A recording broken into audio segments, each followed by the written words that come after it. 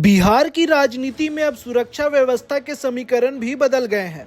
प्रदेश स्तरीय सुरक्षा समीक्षा समिति की ताजा रिपोर्ट के बाद सरकार ने कई बड़े नेताओं की सुरक्षा में भारी कटौती की है, तो कुछ का सुरक्षा घेरा मजबूत कर दिया है।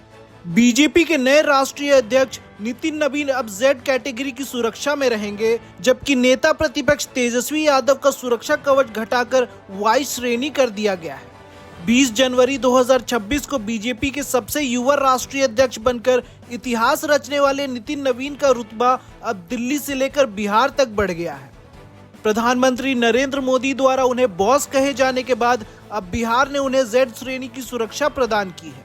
खुफिया इनपुट और उनके नए राष्ट्रीय दायित्व को देखते हुए ये फैसला लिया गया है। अब नितिन नवीन के चारों ओर अत्याधुनिक हथियारों से लैस जवानों का घेरा होगा। एक तरफ जहां सत्ता पक्ष के नेताओं का सुरक्षा घेरा बढ़ा है, वहीं नेता प्रतिपक्ष तेजस्वी यादव को बड़ा झटका लगा है।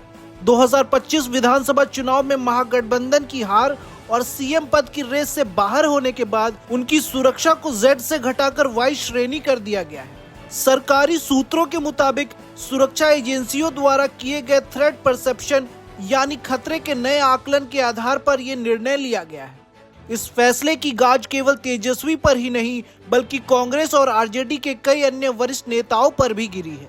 पूर्व विधानसभा स्पीकर उदय नारायण चौधरी, कांग्रेस के प्रदेश अध्यक्ष राजेश कुमार और मदन मोहन झा की वाई श्रेणी की सुरक्षा पूरी तरह वापस ले ली गई है। बीजेपी के प्रदेश अध्यक्ष संजय सरावगी और मंत्री मंगल पांडे को भी अब जेड श्रेणी की कड़ी सुरक्षा मिली है।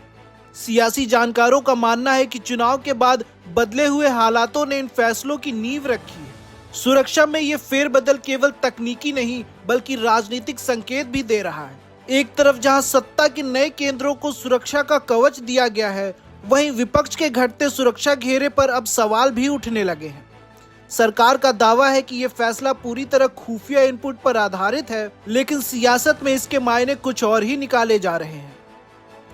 ऐसी ही और भी खबरों को जानने के लिए हमारे चैनल को सब्सक्राइब करें।